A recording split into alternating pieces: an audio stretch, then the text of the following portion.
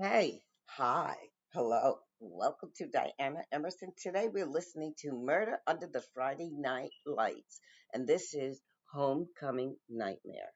Cheering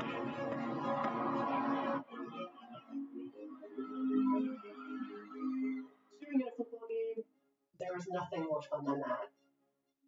Being a cheerleader, it's your moment to shine. Amy considered the Thanksgiving game one of the most important things. To have this big football game, our big pep rally, and she wasn't there. I said, "What do you mean?" Amy never came home last night. You start thinking, where could she be? And you start thinking the worst. Life and death, those things are much more important than the game. The car door's open, and she's nowhere to be found. That tells you there's a problem. I still remember falling to the floor on my knees and screaming. It just kept replaying. There's somebody out there targeting the cheerleaders.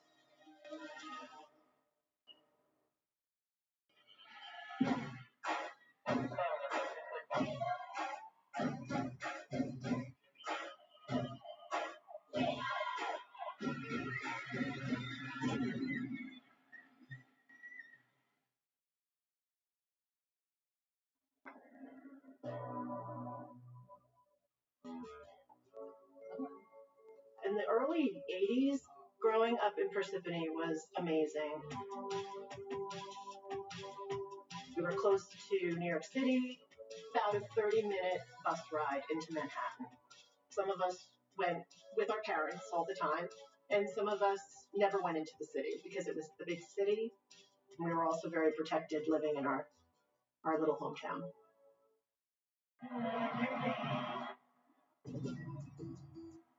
Football was the big thing to cheer for at Parsippany Hills High School. We used to wear our uniforms to school and do pep rallies Fridays before the games. Everyone was watching you, and you just feed off that energy. When you wore the letter jacket out in public, and no matter where you were, someone would always say, "Go Vikings!" You wanted the recognition, so you wore it everywhere.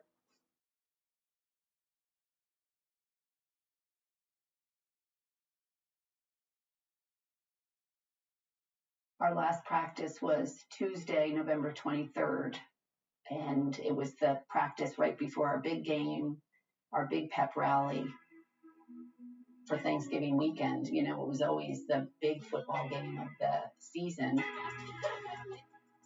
We were all in the locker room giggling and being just really excited for the next couple days. And everybody was like, good practice, we're ready, we're ready. And I remember Amy feeling confident too about how it went. After practice, Amy was leaving to go to work at the Morris County Mall.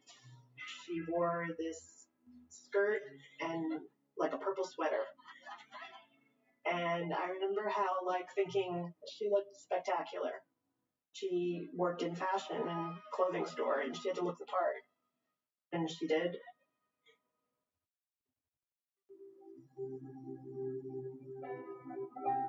She drove two of my friends home that day before she started her part-time job. And I remember them saying if they had known, that was the last time they were going to talk or see her.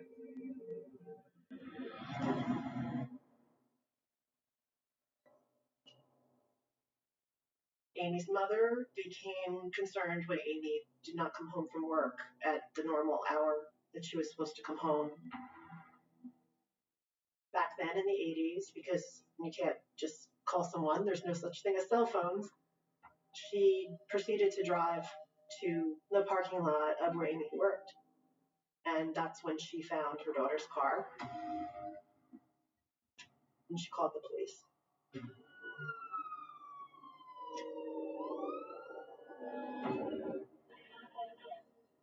When you drive to the scene, it was dark, very dark.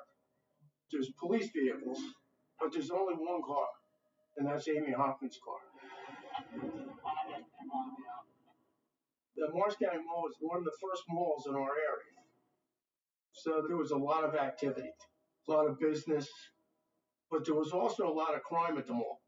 And the main road is probably about 30 or 40 feet above the height of the mall. So once you're parked there, you're kind of isolated. And there was no security. Once the people left their work and walked to the parking lot, they're virtually alone. The car door was open. You have the pocketbook in the front seat of the car. You have the keys in the ignition. It tells us that she left abruptly. That wasn't a planned departure. The fact that those items are there and she's nowhere around, that tells you there's a problem.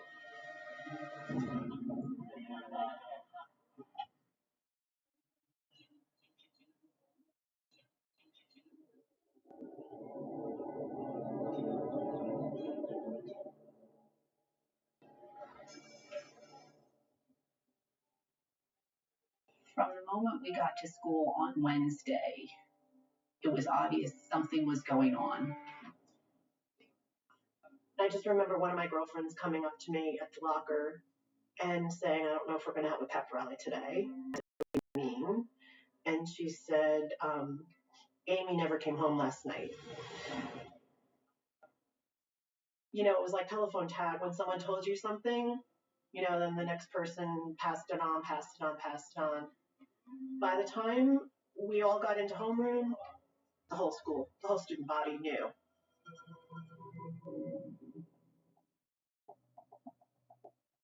If she was sick, she would have spoken to one of her friends. They would have known. Alex, Amy's boyfriend, which happened to be a friend of mine, a football player. He said he hadn't talked to her either. Didn't know where she was and hadn't heard from her. Alex was a great athlete. He was a big, strong guy. If you looked at him, you know, you might be afraid of him. But if you knew him, he was sort of a gentle giant. You know, he really only lost his temper down the football field. And they started dating at some point in early November and became boyfriend girlfriend pretty quickly. She liked him.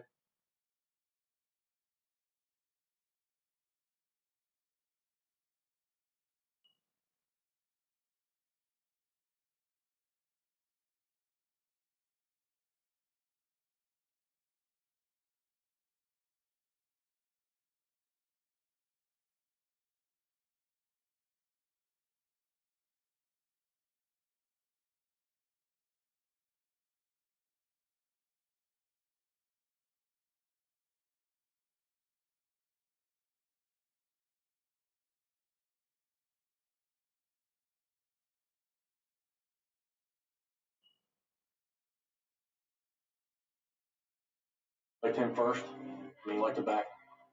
She was actually, I think, his first girlfriend. I think at that time, you know, so-called relationships that were going on in high school, it was everybody's first love, so to speak. After he met Amy, he was just a different person. When she went missing, he got more and more withdrawn.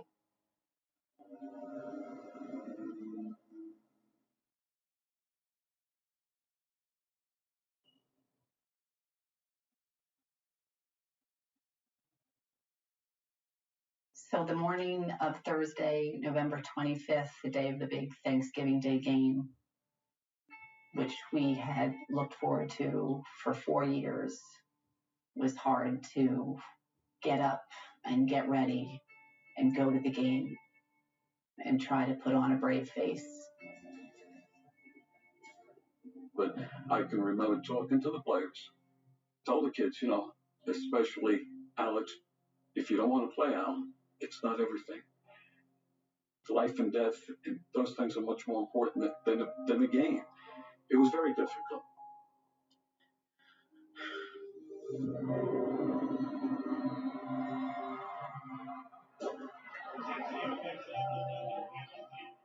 Our coach bought us each a Mylar balloon, and we tied those balloons, each one of us, to our own megaphone. So we had one for Amy, and Amy's megaphone and the balloon were there without Amy. And I still see that image in my head. that balloon tied to that megaphone, blowing in the wind.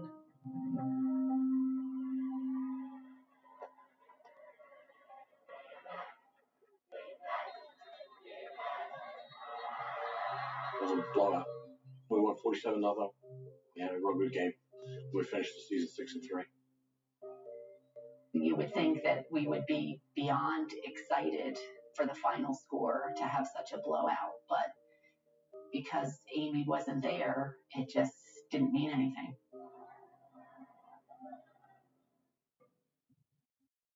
So after the game, we had to go celebrate Thanksgiving with my relatives. And I was just in a state of shock and worry. And we came home that night, and I think it was Mary Poppins that was playing on the TV, and the phone rang. My dad was upstairs, and I knew he picked it up. And I kept thinking, I don't want him to come downstairs because I know he's going to tell me something bad. And so I started hearing him walk down the stairs, and he said, I have to talk to you. And I remember saying, no, I don't want to hear what you have to tell me. And he said, they found her, Laurel. She was stabbed. It seemed like you're the worst nightmare that you could ever have.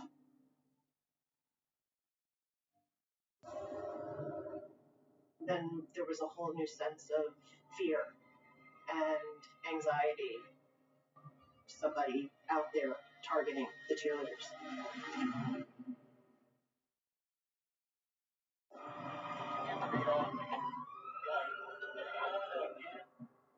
An extensive investigation was conducted by the Hanover police.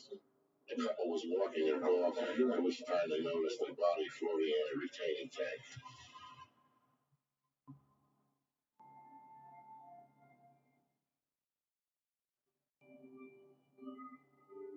Didn't matter that it's Thanksgiving.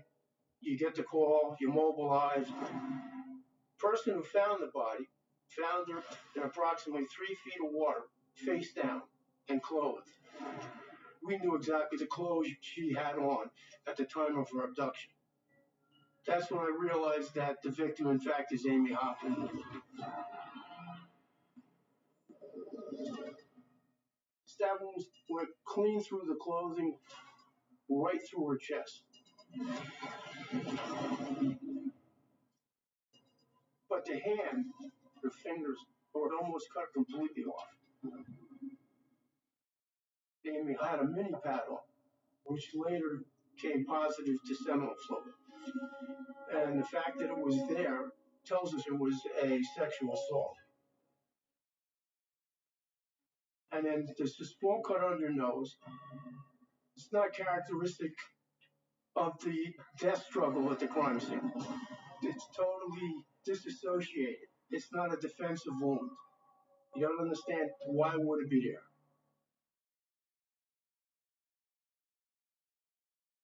Just a few days ago, 18-year-old Amy Hoffman was going to school, working her job, and getting ready to cheer at the biggest game of the year. Today, her classmates and friends grapple with how to say goodbye to someone whose life was suddenly taken in such a horrific and violent way. She used to say we were two wild and crazy girls, like they did in Saturday Night Live. We said, just have fun. We've known each other since second grade. Amy and I were friends for so long, actually, she used to call me her sister. And to have a good friend like Amy, who you go through these experiences with, the highs and the lows, that was a big deal.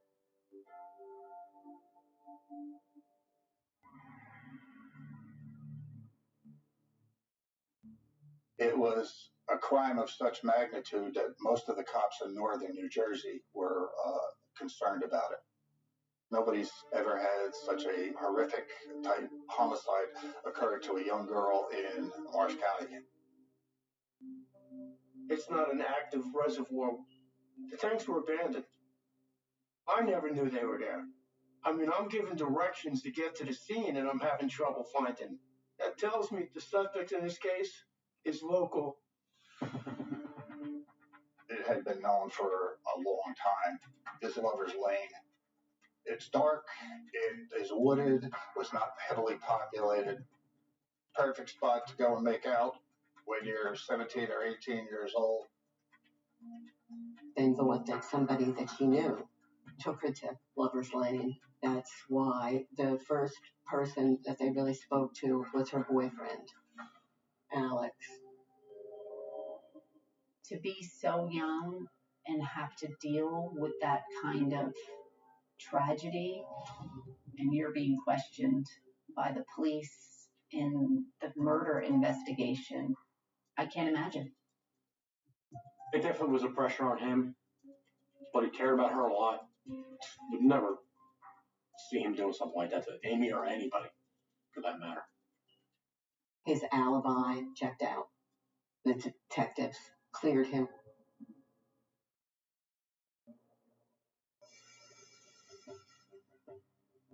Many of us, myself included, were hauled out of class by a police officer or an investigator, detective.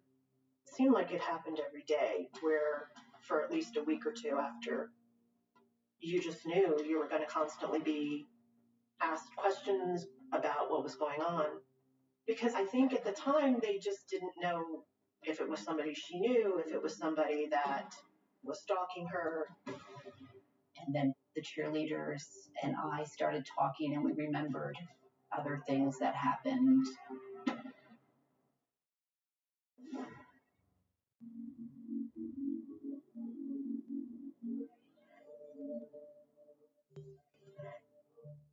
We used to practice in this wing of the hall right outside of the gymnasium. And there was a payphone. And sometimes the phone would ring. And you know, you're silly, you answer it. It was a male voice. He just was saying weird things about the cheerleaders and being specific, mentioning names. Is she there? Can I talk to her? What did she wear today? Put her on the phone. I do remember picking up the phone once, and he was actually talking about me, specifically talking about what I looked like. He knew where we practiced, like we were being watched, almost. We just thought it was strange that he specifically knew us, how he knew the phone number, because it was just a payphone, a random payphone in the high school. When I told the policemen, they took it very seriously. The detectives now had a direction to go with their investigation, and they started looking into who was making these phone calls. It was very scary because we realized maybe those calls to the payphone in the hallway where we practiced were a lot more relevant than we were trying to believe they were.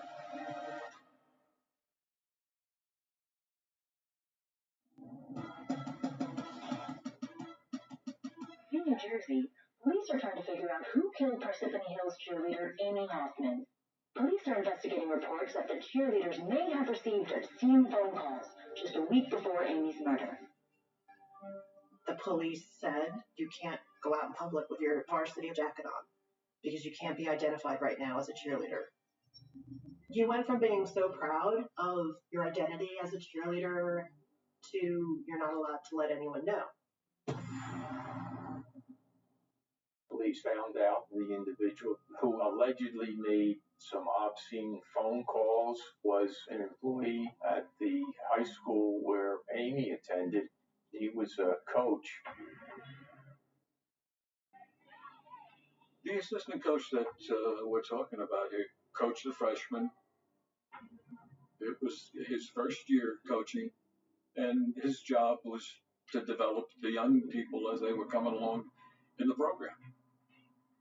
That one of my actor staff members was talking to the cheerleaders. People were asking, could he have done this kind of thing? When the assistant coach was brought in for questioning, he told police The night of November 23rd, he had done report cards and delivered them to another teacher's house.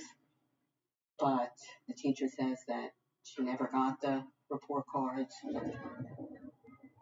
Then he also claimed that he was having dinner with a friend who says he hasn't seen him in about a year. So right away, something doesn't seem right. You're wondering why he's making things up.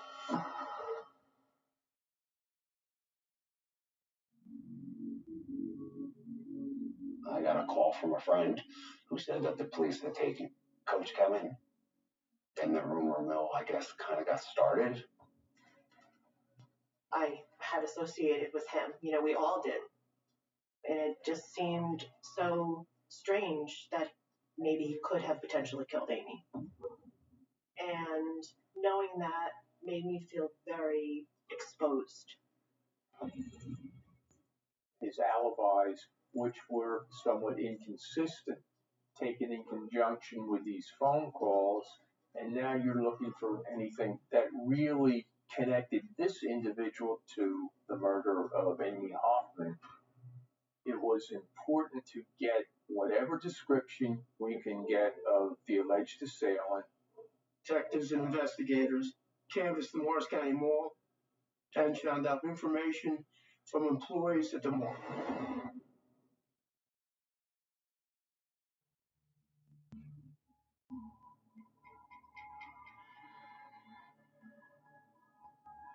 They said the night Amy Hoffman was inducted, they see this guy in the car. They're spooked. He's kind of a mean-looking guy. He could actually play Freddy Krueger, in the horror show. They described the person, said he had brown curly hair. The employees just said that the car they saw was approximately a 1970 Chevy, blue, green in color, and it had damage on two different sides of the car.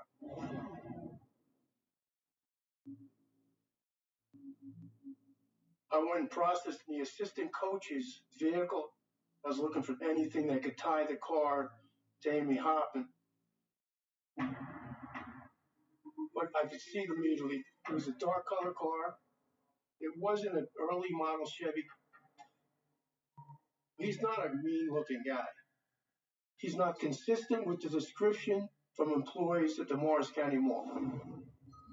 It is a huge jump from the so-called obscene phone calls and a vague alibi to being a suspect in the murder. The path ended in a dead end. When I found out it was not the assistant football coach and that he had nothing to do with Amy's murder was, of course, a relief. Still, just knowing he had a fascination with the cheerleaders, I mean, especially now when I think about it, it's really creepy.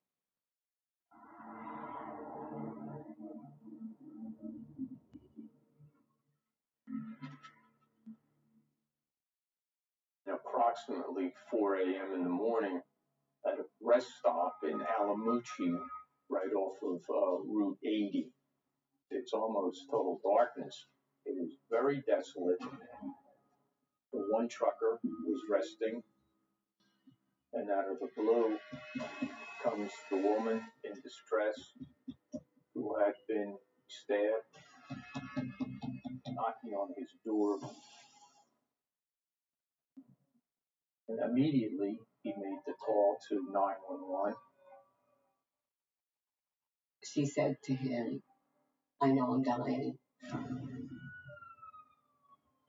She wanted to tell him any information she could remember.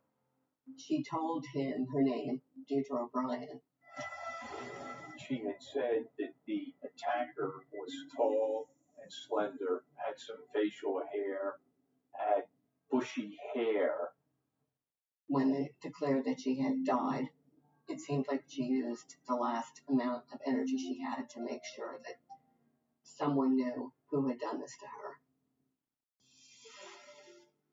And I spoke a lot to her family, and particularly her father, about who Deirdre was. And she seemed just like a terrific young woman. And she was smart and funny, and she was feisty.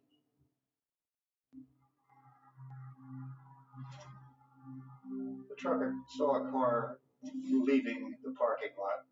Being a trucker, you're on the road, you know cars. And he gave a very good description of this vehicle. We now know we're looking for a suspect with an early model Chevy, and it's consistent with the witness description of the suspect's vehicle from the night that Amy is abducted. Traces of semen was found, so we know there was a sexual assault. There were no defensive wounds, which led to the conclusion that this was done very quickly. In other words, she did not have a chance to fight the individual off, and it was unexpected. The police were looking for the connection between Amy and Deirdre. But Amy was a cheerleader, still in high school. Deirdre was not a cheerleader and had graduated from college. There was no connection other than how they were murdered.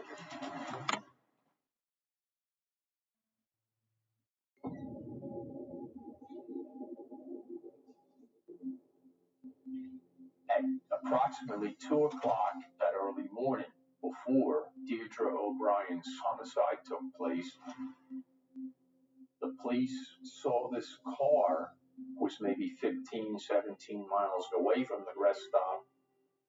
Now, officers were able to determine that it was Deirdre's. The car was not running, but the lights on with keys in the ignition. There was no damage to the car. It was just abandoned there. Her pocketbook was in the front seat, similar to how we found Amy Hoffman's car. It looked like we had a serial killer. People were scared, pure, plain, and simple. It's most important to catch him before he becomes an expert in his trade. Because that's what happens with these serial killers. The more they kill, the smarter they get.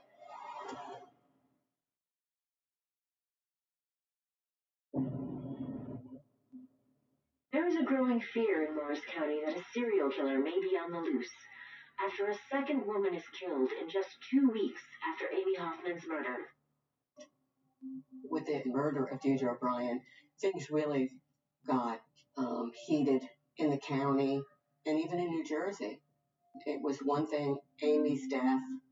Once Deirdre was murdered, 2 weeks later, I think the pressure was on law enforcement. By law enforcement, they wanted somebody caught for this and arrested because they were afraid that there's going to be a third case. I won't go anywhere at night without my husband. And like even Christmas shopping, I've been doing it during the day on my lunch hour.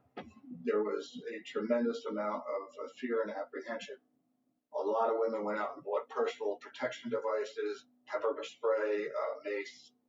You always look in your car, you lock all your doors, and carry a knife. I thought, okay, maybe it's not a cheerleader thing. In Morris County, even though we were close to the city, was a safe area until this started happening. There were all kinds of rumors floating around that the person who abducted Amy and Deirdre was someone possibly pretending to be a police officer that was riding around in a car with a police light. The fact that this individual was running around playing the junior police officer really incensed the police officers in the area. It was very personal. Police would say if you're driving alone and you see a police car with a light that's trying to pull you over, don't stop. Don't pull over on a dark road.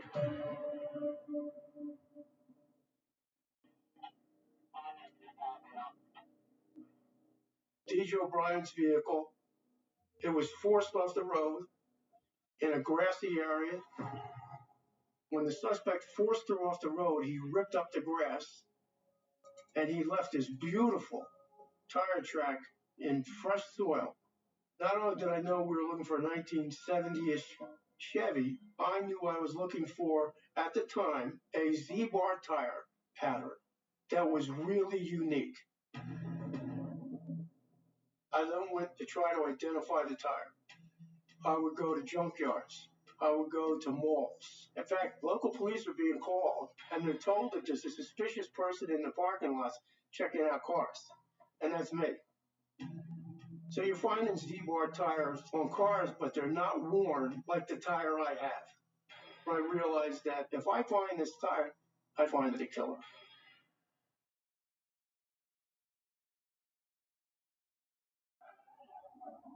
On the evening of January 16th, I believe it was about 11:30, the Morristown Police received a call from James Kadadich, who was a Morristown resident, indicating that he had been stabbed by an unknown perpetrator.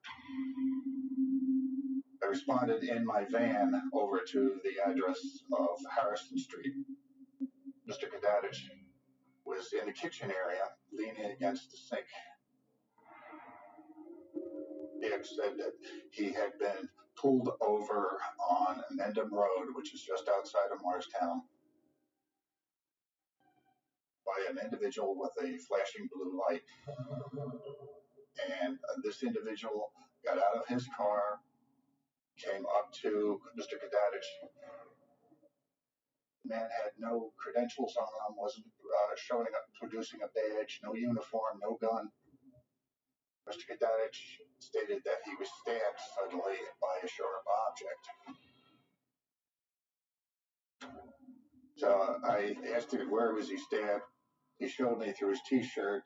My EMT training taught me that it was a type of a puncture wound, and there wasn't any bleeding to it. That's what kind of struck me. He was definitely nervous, and he was sweaty and kind of agitated, answering my questions. He showed signs of shock, which would have given me reason to believe why he was sweating profusely, why he might have been agitated, but it looked like he had shaved his head. Nobody shaved their head at that juncture in history. So it just was one of those things that struck me as odd. The first aid squad were taking him down the front steps in a stretcher. I was standing off to the side when I saw a car that was parked, that it was a light green Chevy. I could see the dark vinyl top. I put two and two together. We just protected the scene because if indeed it was the car, there might be forensic evidence either around or in the car. Sergeant Kinnecom with the sheriff's office came over to Morris Township and took a look at the car. And he said, man, I've been looking for this everywhere in the world, and this looks like it could be a match. I felt elated that I finally might have the tire. But it was also very scary because you're calling out everybody, all the troops, the state police, the prosecutor. You have to know that this is a match.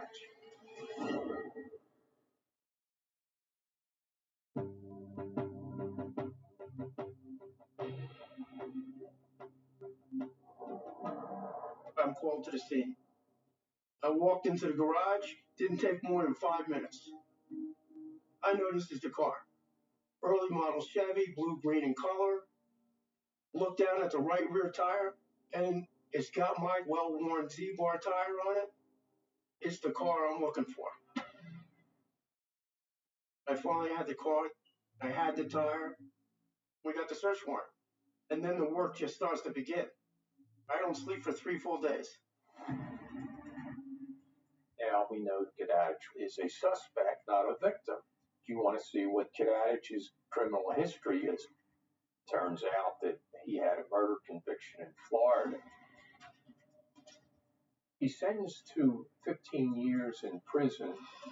Now, what we determined in this case, Kadadich was eligible for parole after 10 years. but chose not to leave incarceration at that time. He served an extra year. He was not required for any type of parole, any type of probation, any type of supervision. You don't see that often, that somebody is going to spend more time in jail to just avoid parole. But that's what he did. We got a design expert to examine the tire. He found 16 different areas of matching, and he said that tire was the only one in the world in terms of a match of the car we were looking for. Couldn't be any other tire. Clothing fibers were found in the car, some belonging to Amy Hoffman, some Deirdre O'Brien. So the bottom line in this, it placed both young ladies in that particular car, despite the fact that it was 2 weeks apart. Bingo, this is it. We got the guy we're looking for.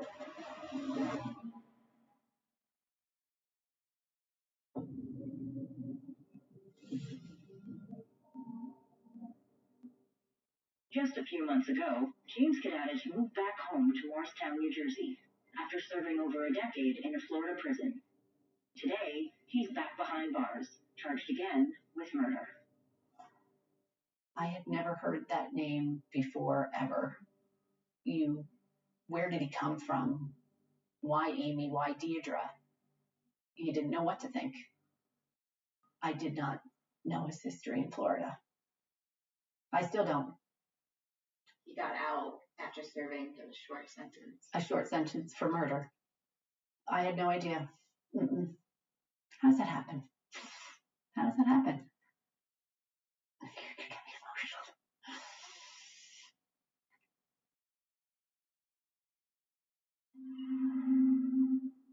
James Kadadich was released from state prison and moved home to Morris County. And that said he was familiar with the area. It was only months after that he committed his murder of Amy Hoffman. It's an unbelievable tragedy. It appeared to me when I first saw it that Mr. Kadadich had stabbed himself just from the angle of where the wound was, which struck me as odd. I now feel that it was as a result of him starting to feel the heat of law enforcement looking at him. We believe he wanted it to look like his alleged assailant was the assailant of Deirdre O'Brien and Amy Hoffman. Same kind of physical description. It's very similar to his own description. So he figures by doing this, he will plant the seed in the police that, well, this guy that attacked Kadadich really could be the one that killed both those young ladies. There was a small little nick under Amy's nose. What makes sense is a threat.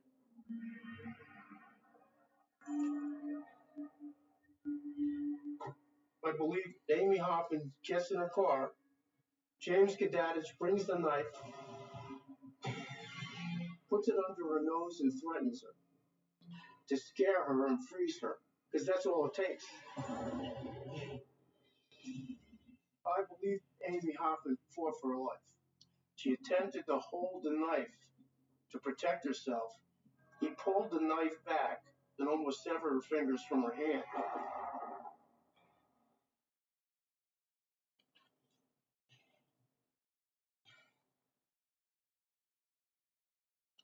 It was actually 18 when I was asked to testify. The prosecutors approached me because they wanted a timeline as what Amy had done before her abduction. It was nerve-wracking. James Kadadich was sitting across from me in the courtroom. I mean, he just looked right through you. I mean, look in his eyes, just, like there was no soul there. He just had no remorse, no emotion, no nothing. And the state was looking for the death penalty for homicide kidnapping, and sexual assault. The jury found him guilty on all counts, and he was sentenced to death for her murder. But in 1988, the Supreme Court of New Jersey reversed the death penalty finding. Kidadich was sentenced to consecutive life sentences on the murder, on the kidnapping, on sexual assault. In Deirdre O'Brien's case, he was convicted on all counts. This time, a jury declined the death penalty. He got 30 years for each of the charges. Even when the death sentence was kind of off the table, the community felt relieved. Everyone knew that he was going to remain in prison for the rest of his life. I know he's a serial killer. James Kidadich, in fact, was arrested early, and that's why we only had the two victims in Morris County, Amy Hoffman and Deirdre O'Brien.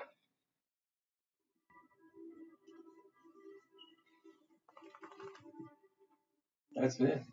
There's no big, hoorah, win one for Amy. That's not real. Doesn't change the family's loss, her cheerleader friends' loss, the community's loss. How can you ever replace somebody that people love, take care about? The shame of justice is that this girl's never coming back. Do we feel better because they got the guy? Yeah. Does it make any difference if they got the guy? No, really. Those girls are gone.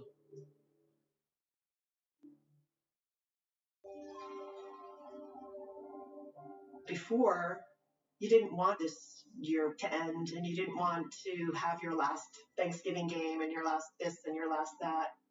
Now you were just in a hurry to graduate after this. We were just eager to put it behind us and move on. You never put it behind you, though. I actually remember specifically being in a bar in college, and I actually was with our mutual friend, and that song came on. Amy, you know that song? Amy, what you want to do?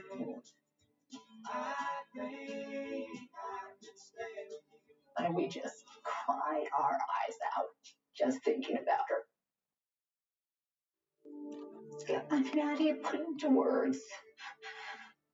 I mean, she just was a great person, a great friend. Her life was cut short, and it shouldn't have been.